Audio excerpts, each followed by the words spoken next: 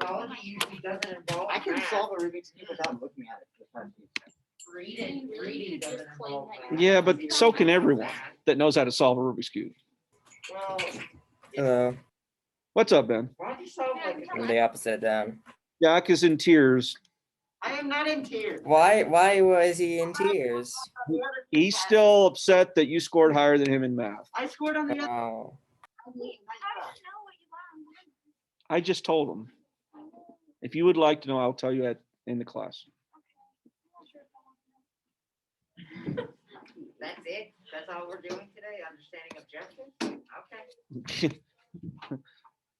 Okay. Yeah, that's all we're doing.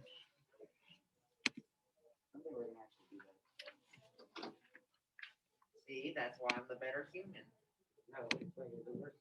How am I the worst human? I'm smarter than the Homo Neanderthals. Because you just admitted that you're the best. Yes, I am the best. Is it really called Homo Neanderthal or just? Yeah, that's what they're called.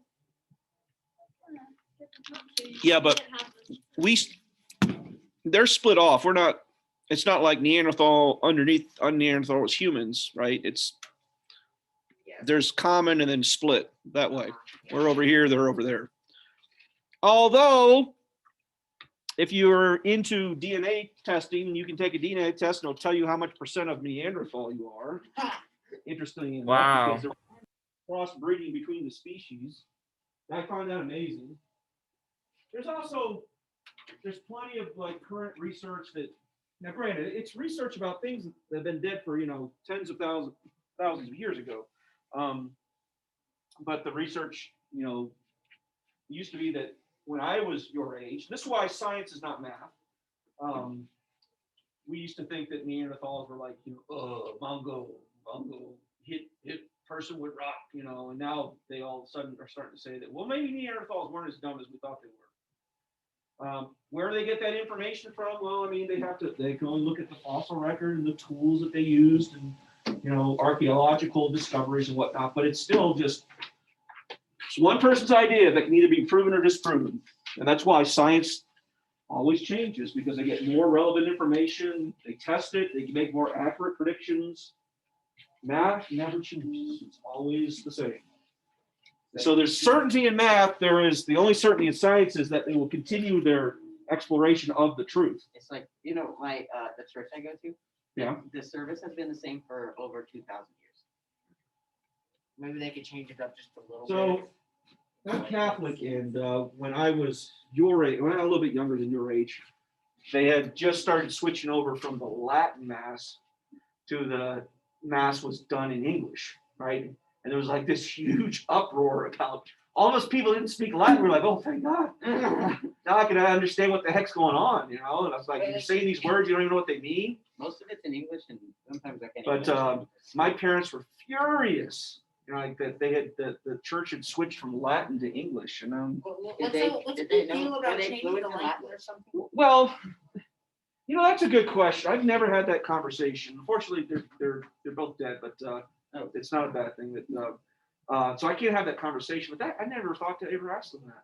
I just knew that they would always say, "Oh, the church was never the same after they switched over from it's called Vatican II, but when Vatican II happened, then they switched over from Latin to English." I was happy with it but in school, I had a choice of taking Latin or German, and I chose German rather than Latin. They didn't teach Latin in middle school.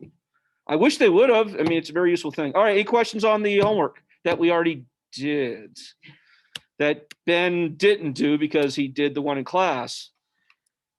But I did give you the option of doing that other one. Do you have any questions on that one if you did it, Ben? No. Okay, we're moving on. That's the first time we've ever had questions. Well, that's because we literally did the homework in class. Like, no joke, we did it in class together. All right, we got one section left. You guys will be so ready for this test that you better not get anything lower than a B. I'm not looking at McKinley and I know I was, but I'm saying we have plenty of reviews this chapter. You should be good to go. All right, here's your homework. Yeah, should is not could or will.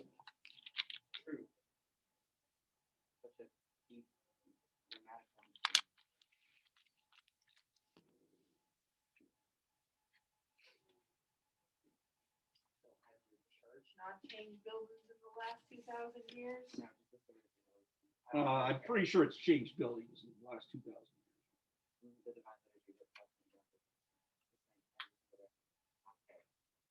Well, is it done in English? Some of it. What else? What language is it done in? English, Latin, Greek, and Hebrew sometimes. No Aramaic.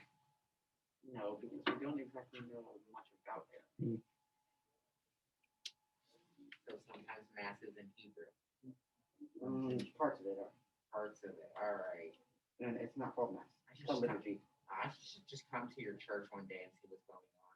We did not understand it at all. No, but I would learn from it. When I was it senior year in high school or junior? It was junior or senior year in high school. We had to take comparative religions, and so basically it was a full year, and so we would do a section on every single in our city, every single religious organization that was in our city. We went and we learned about the religion. We visited. We watched a portion of their liturgy, service, whatever. And I found that very interesting in the sense of at least I was knowledgeable. And that's probably the one thing in contemporary adult life that we literally have no idea, like about your own, if you practice religion, many people don't, but something about yours, but you have no idea about anyone else's, like nothing, zero. Did you go to an Orthodox church? They don't have that in the Catholic Church. They have what's called the Greek Orthodox Church, which is very close to the Catholic Church, but Yeah, it's very different. but it's Roman Catholic is actually pretty close to Orthodox. it is. All right. Circles and lengths and segments. So we have been dealing with these shapes for a while, and I will say that this class is only confusing in the sense of it's the same shapes. We're going to do something completely different, but we're going to use the same shapes. So up till now, what have we been calculating? Up to now, we've been calculating what? Arc measurements and angles, right? So we have that shape, circles with angles on it. We've been calculating either the arc measure or the angle measurement. Now we're going to calculate segments, secants, and chords and tangents. Okay, it's going to use the same shape, and you can quickly mess up. Remember this note. Hey, we got to have everybody's got one for next week. It's going to be next week. When's the test? Yeah, it's going to be next week. All right, so we've done a lot. So here's a quick review. If you have a tangent and you have a radius or a diameter, the relationship between the tangent and the radius, they are perpendicular. If you have two tangents that intersect, what do you know about these two tangents? They're congruent. Measure of arc is equal to the central angle. That wasn't a theorem. That was it was a theorem. I left. Is it 9? Yeah, it's 9.3, I believe. Theorem 9.4 says if you have two arcs on the same circle or congruent circles that are congruent, then the chords are congruent, or vice versa. If on the same circle or congruent circles, the two chords are congruent, then the arc's congruent. Moving on very quickly. If you have a radius or diameter that is perpendicular to a chord, then it bisects the chord and it bisects the arc. That's that one. Similar to that, if you have two chords on a circle or congruent circles that are equidistant from the center, then those two chords are congruent, or vice versa. If the two chords are congruent, then they must be equidistant. That's that one. And then we come to the more familiar ones we've been doing the last couple of days. The inscribed angle is equal to half of the arc. The angle that's formed, or the angles that are formed when you have two chords that intersect inside the circle, the angles that are formed are equal to the sum of the two intersected arcs divided by 2. And then lastly, if you have two secants on the outside, then that angle is equal to the farthest arc created, subtracted from the nearest arc, and then take half of that. And that's everything we know so far. All right, I've left off a few theorems, but those are pretty much the basic ones. So that's a crazy amount of stuff. And then, like I said, usually I'm going to show you this, and then it gets jumbled in your head because it's the same pictures, but it has nothing to do with angles or arcs. It has to do with segments, chords and tangents. This particular one, I still don't believe it's true to this day. I remember learning this in high school, and I was like, there's no way. I couldn't wrap my head around this. It just completely blows my head. So here's the idea. You draw a circle, and you draw two chords that intersect each other. Two chords. And it doesn't matter how you draw the chords. The chords could be congruent. They don't have to be congruent. So if I make this little tiny chord right there, and then I intersect it by this piece right here, another chord, clearly those chords are what? Same or different? What it's going to say is that the individual pieces parts multiplied together are equal to each other. And that's what I can't wrap my head around. So to me, that just doesn't seem like it would be true. I'm going to prove it to you. Well, what's saying is that piece 1 times piece 2, whatever that is, equals piece 3 times piece 4. And that's the thing that just like, wow, that's crazy. Why is that true? I know it's true because I can prove it.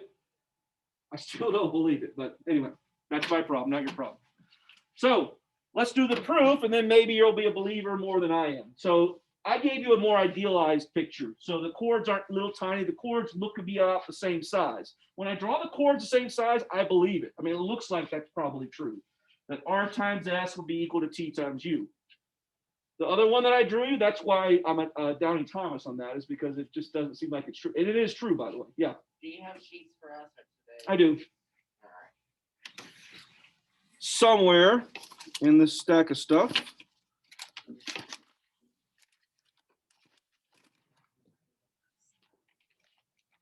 Put that downstairs. Move it over here. Yeah, and by the way, I've already looked at all the proofs. So. I know, that's why you're not going to be able to allow to participate.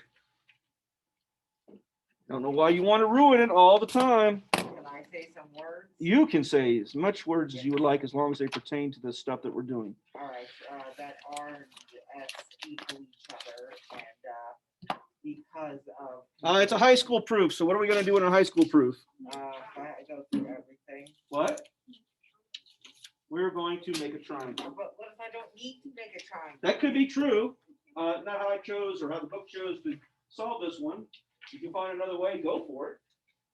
I will pretend that there is a triangle, and I will make an All right. isosceles triangle. Now, I'll show you the triangle I'm going to make. I could have chosen any way to connect it, but I'm going to choose AD and CB. Let me catch up here. So I'm going to choose to make chords AD and CB. Not claiming they're congruent, I'm just making them. This right here, do you see this final statement? You ever remember seeing anything that kind of looks like that before? I get two things multiplied together and equals to two other things multiplied together. And I'll give you a hint.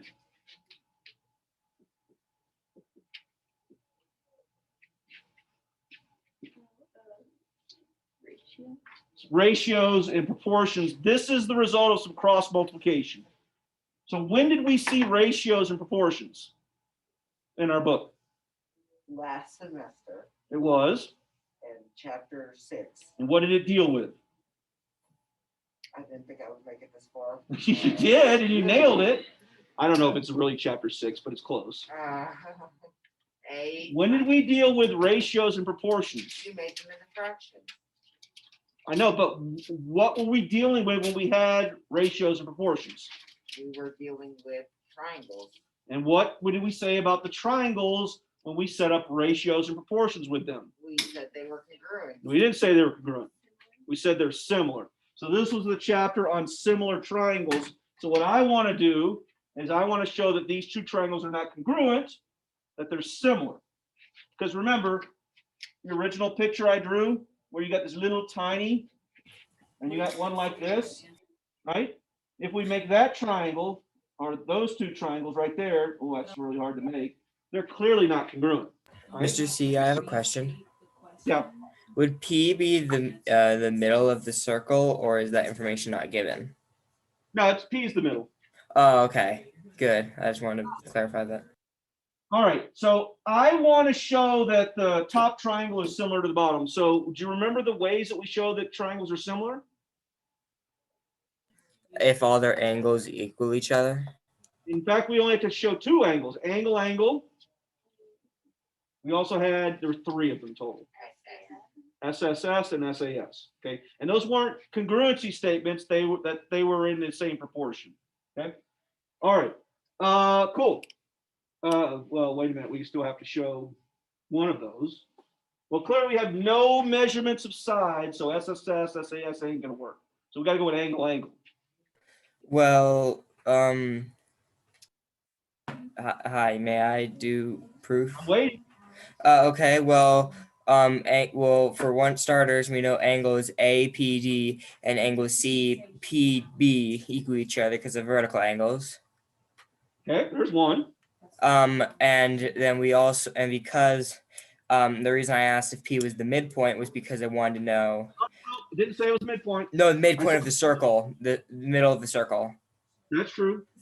That means PB and line PC are both chords and radii, which means any triangle made inside of a circle using radii is always isosceles. So that means angles angle C and angle B equal each other. Same goes for the upper triangle. Let me see if I buy that. Well, if P is the center of the circle, then those triangles are congruent. Yeah, good point, Ben. Okay, so now let's assume that P is not the center of the circle. Then don't listen to me. I like what you went, and you were correct by if P is the center. Yeah. If P isn't the center, then you use math. Exactly. If they were parallel, we could. And that's why I don't like the way they drew it, because they certainly gives you that impression. Oh. What? Well, can't you say that D and B are congruent? Why? Because that one theorem that we got, where it's like two angles interior share one chord. Allie? Well. You have, yes, Jack, yes. But we're Allie had an old inscribed moment. Angle. Notice that D makes what arc? AC. And what's B make? AC. And what were you saying, Jack? That if they share one. If they form the same arc, therefore they have to be congruent. So I could say that angle D is congruent to angle B because of that. I could also say, and by the way, we're done because we already had vertical for that one. But I could also say that A and C, I chose, so did the book, to use A and C, but what Ben said about the vertical angles for this particular one would be true. So, hey, I can show that all three angles are congruent. Therefore, those two triangles are similar. So that would be APD and CPB are similar triangles because of the angle postulate. Well, Cool. Now that they're similar, the world opens up to us and we can set them for proportion. The one that they choose, remember back in that chapter, is you set up a pattern in one triangle, you follow it in the other one. So the pattern that they choose is, watch it, they're going to say R divided by U is the same as T divided by S. And that's what they're doing. So, and what allows me to do that is because once you have similar triangles, then their sides are in proportion. Therefore, to get to the end, it's just a little bit of a cross multiplication, and we're done. R times S is equal to T times U. That's just a little bit of algebra. Wait a second, we didn't prove algebra. We did. Like, I did. Yeah, sure we did. Proved algebra. I believe so. Chapter 2. We did. We started off with A is equal to A, then anything multiplied both sides by the same thing, then you get the same value. I don't believe it, so we might have to go back there because It's in your book, by the way. I bet I can find it in your book of truth. It'll be a chapter 2. It was the one that we had that allowed us. I said, okay, so now we just proved addition, we proved subtraction, we proved the distributive property, we choose multiplication. It was that thing that we had this big long honking thing of all these simple things that we did. Okay. By the way, what did we just prove? We proved that if you have a circle and two chords that intersect themselves, that the product of their pieces parts are equal. In other words, T times U is equal to R times S. And that's the thing that I have problems with personally. But it's true. We just proved it. fine. A worthy opponent. And this one turns into be a pretty useful thing.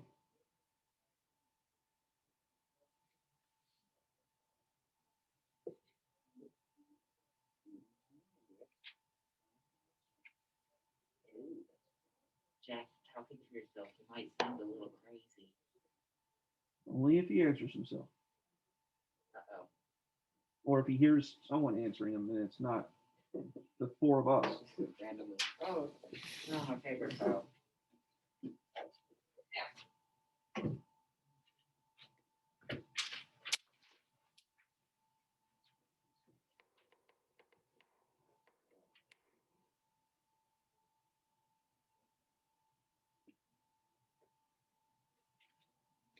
Like I said, that particular one, it makes sense, but this goes for any chords that intersect each other. So if I call this R and U, and I call that T and S, well, T times S still equals R times U. That's just crazy. Because X would just be like 0.5 or something, and then you would just get. Well, yeah, and the issue is that, yeah, that becomes very small, so it's less than 1. And Yeah. But we proved it, and it was a pretty easy proof, by the way. All right, yes, it blows my mind. All right, so McKinley, Yes. Well, what are we gonna do here? so X times 6 equals 3 times 8. And then you get 60, no, not 64, that's 8 times 8, that's 30. McKinley was. Keep going. Equals 6X. What? I threw something at you for a reason.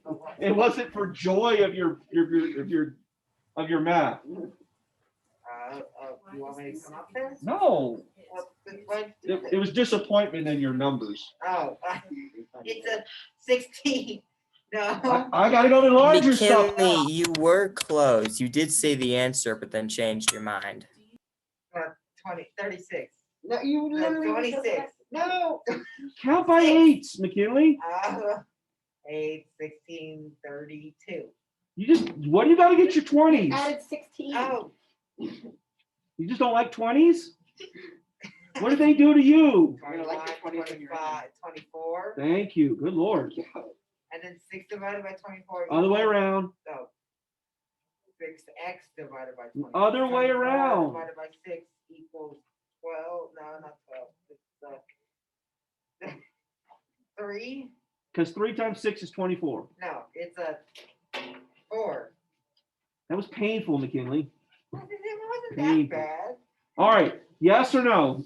Easy or hard? It will become more challenging, and there will be some quadratics tonight. You got to be ready. We'll do a couple practice ones. There will be a couple quadratics.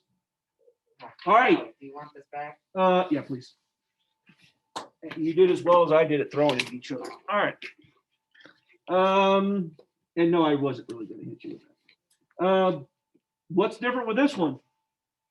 You We can see have 2 chords instead of 2. We have outside core. 2 secants instead of 2 chords. Oh, my bad. All right. And do you notice the way it's labeled? And you can see what we're going to prove here. So it's not 4 pieces in the sense of that. There are 4 pieces there, but it says that the larger piece on one side times the smaller piece on one side is equal to the larger piece times the smaller piece on the other side. Easily forgotten. Easily forgotten. It's like that one here. What? Why are there 2 T's? Why are there 2 T's? One's capital. Top is R and bottom is T. It just didn't print out very well. Don't worry, Anna, I can help you. All you have to do is make the R really, really big. All right.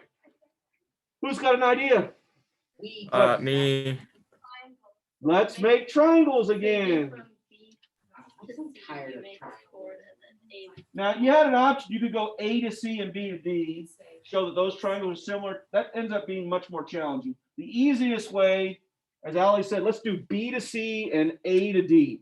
Now, it becomes a little bit hard to wrap your head around those 2 triangles. So if you want to draw them off a piece of paper a little bit to wrap your head around it, it makes it a little bit easier.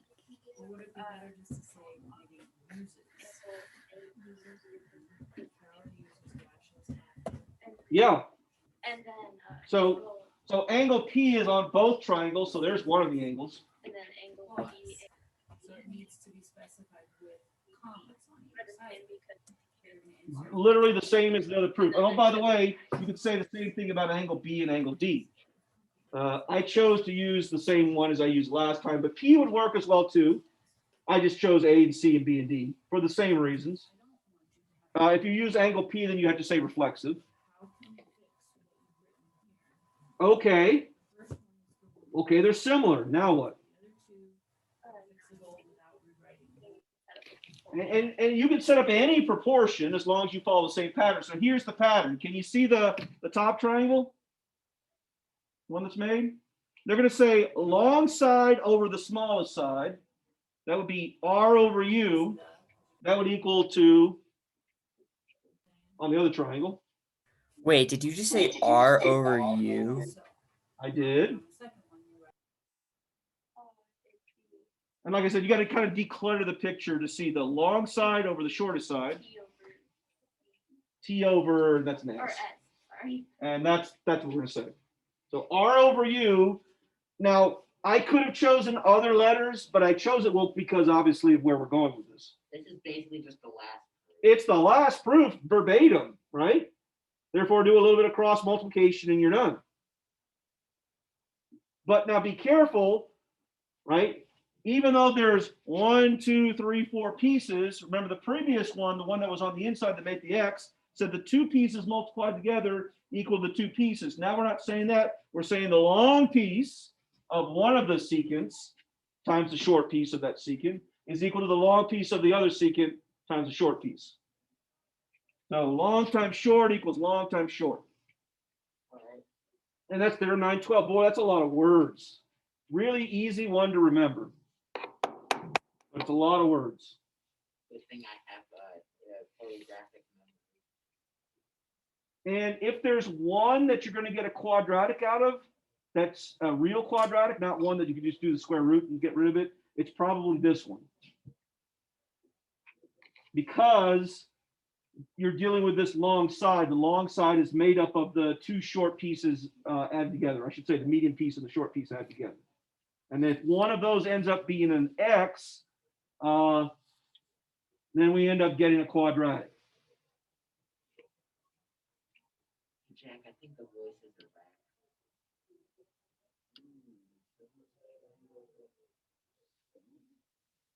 Are they similar? Well, I'm the inner voice inside your head, so. Are you sure? Yes, they are. Are you sure? They are. Sure. Hey. Sure? Yes. Yeah, you have to search sure. Well, let me see what problem you're on. 10. 10. All right. Let's see. 10. All right. Write a proof for theorem. Yeah, I think you should stay with me, McKinley. Oh. You'll see the only one we don't prove is the very next one. And that's what you have for homework. All right, we good with this? One more. So we had the X in the middle. We got the angle on the outside. Remember, you can have angles and arcs that are made with secants, but you can also get ones that are also made with tangents. So the last one we do is the combination of a secant and a tangent. Just tell me when you guys are ready. I'm ready. Because you I'm didn't write ready. down. I'm already done. I know, but you never wrote it down. I did. I wrote down all of it. And the picture? Yeah. I would say if you didn't write the picture down, you're going to get in a world of trouble because you'll forget this. Because if you just have R times S equals T times U, you won't know what the R, the S, the T, and the U are.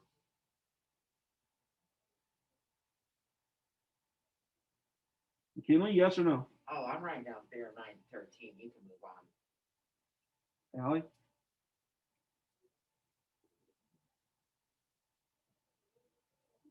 All right, so 913, it's the one you're going to have to prove this yourself. It gives you a pretty good hint in the book. All right, so this one says this. Well, one side looks exactly like the previous one. So we're going to have R times S, but on the other side, it's just a tangent.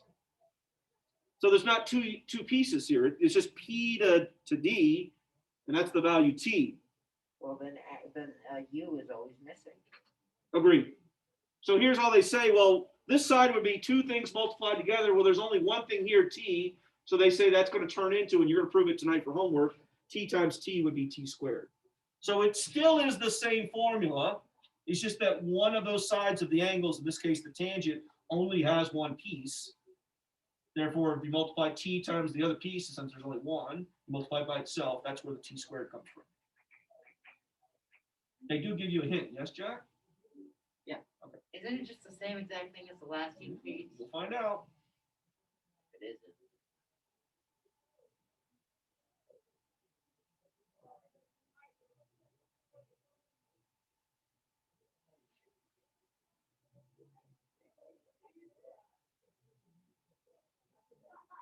Jack, you want to have something interesting? That's a whole lot of words for such a simple formula. Long piece times short piece on the secant is equal to the tangent squared. Almost time.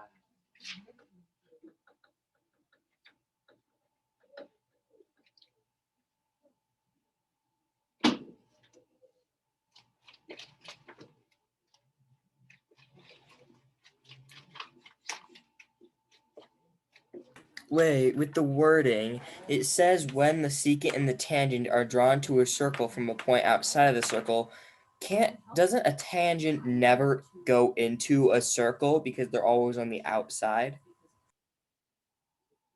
No, it says right. It's the way it should be written. It just seems weird because Not like it goes through the circle. It just says when a secant and a tangent are drawn to a circle. Well, if it's a secant, then it goes through the circle. If it's a tangent, it only touches one spot. yeah, but why would you need to have outside of the circle? So, do you see where P is? Yes. That's why. Well, So the tangent and the secant originate from point P. fine.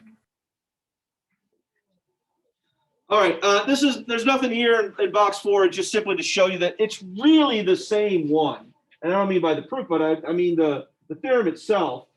It still says the same thing. The only difference is on the one on the right here, you have just a t value. The one on the left here, we have a t and a u. Well, t times u, we're kind of doing the same thing here. It's just that we're taking this value, which in this case is t, and this value, it's still t times t is t squared. All right.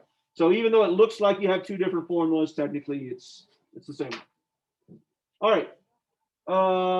Ben, Yes. is this flavor 1, 2, or 3? Theorem, whatever it was. Theorem. Was this the first one, second, or third one we did today? It's theorem 3.11. So is that the first one, second, or the third one we did today? First. It was the first one. All right. Tell me what to do. Oh gosh, I really can't because my sister's trying to present something, but I'm gonna type it in chat. Okay, Ben. Okay, try not to yell. Or are you on headphones? I am, but my voice isn't. Smart of you, really.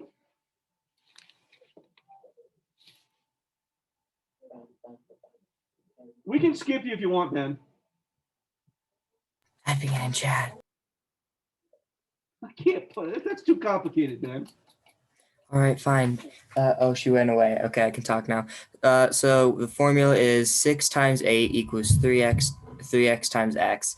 Simplified, that is 48 equals 4x. Divide 48 by 4 and... Whoa. Oh, okay, my bad.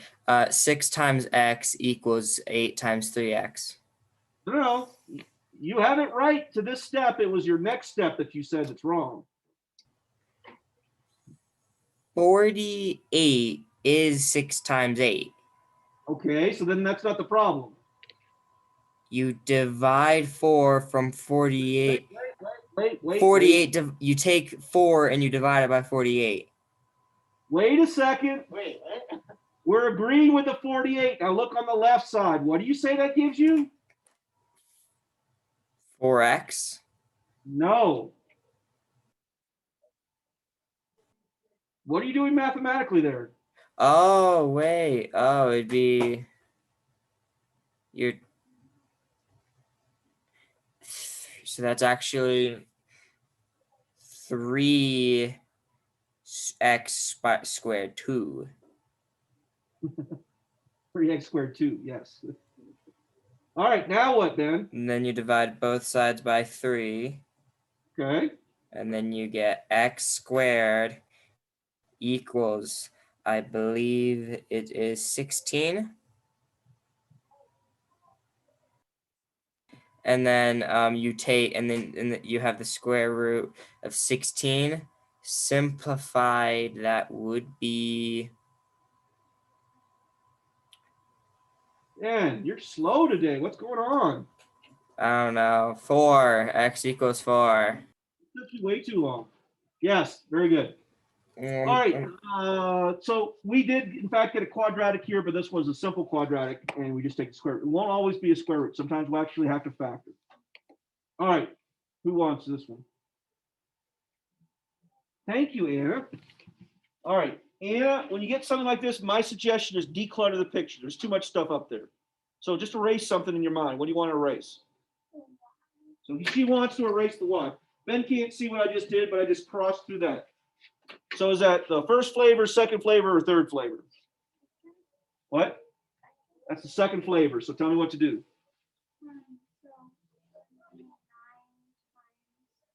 9 times 4 on one side.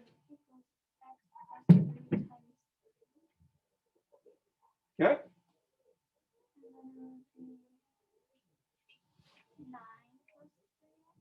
Where are you getting that from? Oh, okay, yeah. You just did it backwards the way I did it. Okay, 9 plus 3x, or 3x plus 9.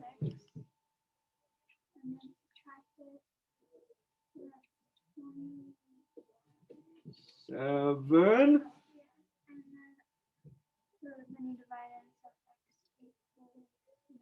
X equals 9. All right. So now I can bring back the y, cross out the x, and put a 9. Oh, by the way, if you don't like this, you could have found y by crossing out the middle. You still would have gotten the same answer. You could have crossed out the middle to find y. Or we can cross this out. It doesn't really matter which one you want to use. Which one do you want to use? Top one or the middle one? Which one? So if we use the middle, then I'm going to cross that out. All right, go for it.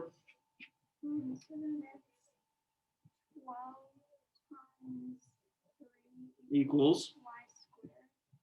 Okay. That would give us.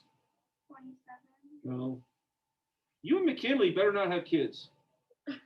Because the kid's not going to be able to do 3s, 9s, or what can you do? 8s? Actually, I can't do any multiplication. I just did 9 times. So what do you want me to write? Thank you. Therefore, y is 6. Now, I just want to point out that should still work if we cross out the middle. We should still get the same answer. So if we cross out the middle, that's going to give us times, which is still 36. So we could have done it either way. Ben, you good on that one?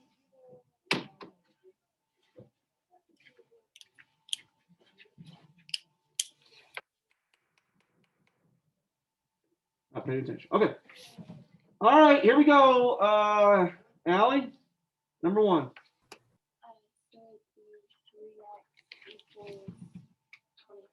So we get 3x is equal to 24, therefore x is equal to, here we go.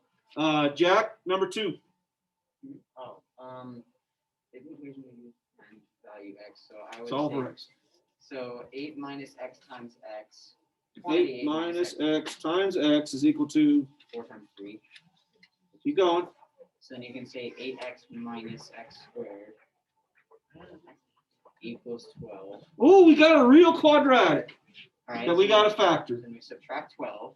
No, whenever you see negative x, make that positive. So move that to the other side. So plus x squared minus 8x. So what do you want me to write? So x squared minus 8x plus 12 equals 0. And that's what we want. Anybody lost on what we did right there? No. Okay. Parentheses, parentheses, parentheses, parentheses equals 0. What do we got? You're pregnant, Captain. Put that down. Oh, 1 second. Oh, in factors it was non-negative too. Two numbers that multiply to this, that add to that. And you don't need a calculator for that one. I know, I'm doing the quadratic formula. Okay, well, confirm that after you do this by hand. It's not 6 and 2. Oh. It's, no, Negative 6, -6 and -2. So we get x minus 6. McKinley, you paying attention? Yes, Why is it not +6 and +2? because that wouldn't equal 12. That would equal 12. Wow, it's because it won't equal -8, right. Okay, so therefore the answer is, Ah, I haven't done these. solve it. Just set each one equal to 0 and solve it. At +6 +12. +6 and 2. Yes. So we're claiming that the answer is 2, 6. Now, two things can happen. Either they both work or one of them works. Which one works? How are we going to know?